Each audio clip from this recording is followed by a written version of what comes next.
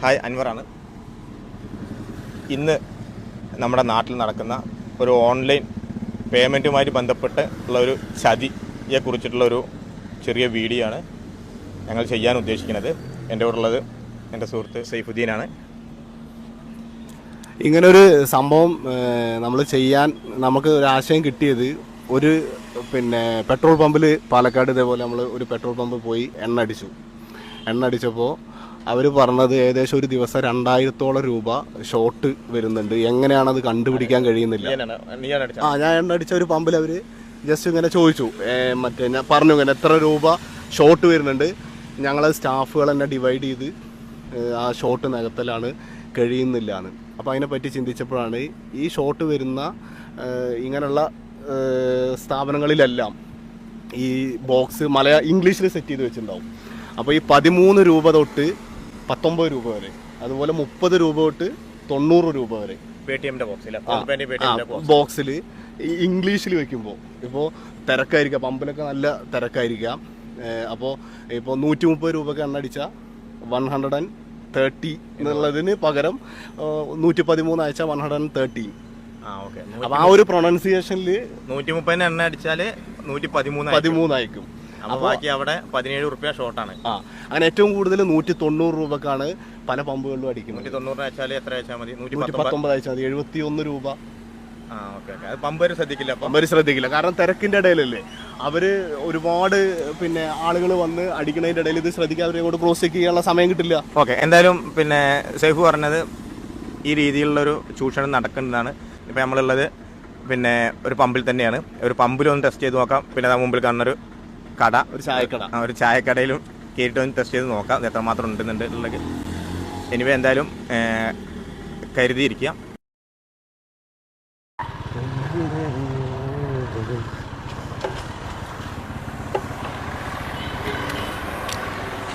അത് 190 രൂപയ്ക്കാണ് അടിക്കണം.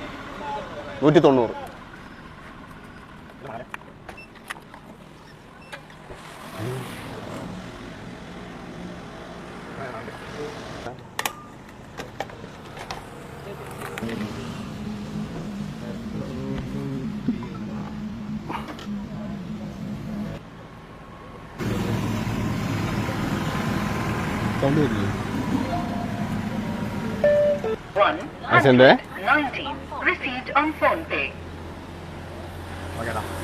കടായി 190. ഞാൻ എത്ര രൂപ അയച്ചത്? 190. നിങ്ങളുടെ പേടിഎമ്മിന്റെ ഇതില്ലേ ബോക്സിൽ പറഞ്ഞിട്ടുണ്ടായിരുന്നു എത്ര രൂപ കിട്ടിയെന്ന്? എത്ര രൂപ? റിപ്പീറ്റ് അടിച്ചോ, ഒന്ന് ഫോണിൽ നോക്കാം. നോക്ക്. അല്ല, അവന്റെ ഫോണിൽ കിട്ടും. 119. എത്ര രൂപ നിങ്ങൾക്ക് ഇതില് നഷ്ടം വന്നു? ഇതില് എനിക്കിപ്പോ 71 രൂപ. അപ്പൊ അതിന് ഏറ്റവും നല്ല എന്താണെന്ന് അറിയാം, നമ്മുടെ മാതൃഭാഷ ഏതാ? മലയാളം. അത് മലയാളം തെറ്റി പോയില്ല. അപ്പൊ കബീർക്കാരന് പറയാം. അപ്പൊ ഇനി ഞാൻ ബാക്കി എത്ര അയക്കണം? ഇനി 71 രൂപ അയക്കണം. എത്ര? 71.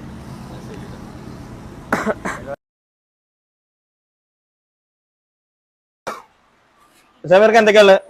സമൂസ, ചിക്കൻ, വെജ്, ഉള്ളിവട കഴിഞ്ഞു, പഴംപൊരി. സമൂസ ഏതാ, വെജോ നോൺ വെജോ? ചിക്കൻ, വെജ് രണ്ടുണ്ട്. ഒരു 8 വെജ് തരോ?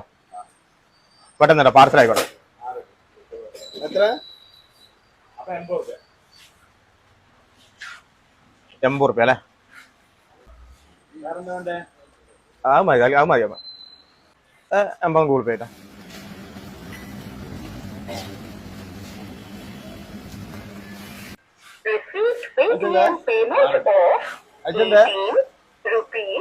അപ്പൊ കേട്ടോ,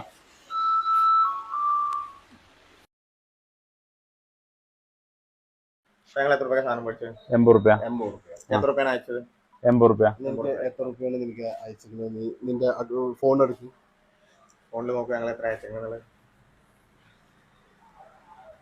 സൈഫുദ്ദീൻ 18. 18.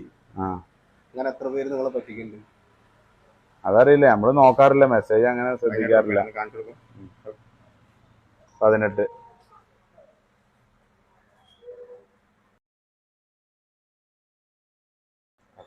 അപ്പോ മലയാളത്തിൽ വെക്കുക. മാതൃഭാഷയാട്ടെ.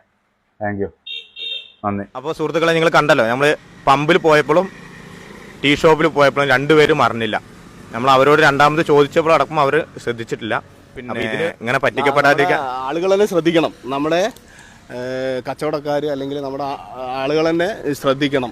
എന്താണ് അവർ ഇതിന് ശ്രദ്ധിക്കാൻ വേണ്ടി നമുക്ക് എന്ത് മാർഗനിർദ്ദേശം കൊടുക്കാൻ പറ്റും? നമുക്ക് ഏറ്റവും പറയാൻ പറ്റുന്നത് ഒരു മലയാളത്തിൽ ആ ബോക്സ് സെറ്റ് ചെയ്ത് വെക്കുക, അതിന്റെ ആപ്പ് ലാംഗ്വേജ് മലയാളമാക്കുക. അപ്പോൾ പിന്നെ എന്തായാലും 113 രൂപ അല്ലെങ്കിൽ 130 രൂപ അത് കറക്റ്റ് ആയിട്ടാകും. അപ്പോൾ എന്തായാലും എല്ലാവരും മലയാളത്തിലാക്കുമെന്ന് വിചാരിക്കുന്നു. അപ്പോൾ പിന്നെ നമ്മുടെ മമ്മൂക്ക പറഞ്ഞ പോലെ നന്ദിയുണ്ടേ.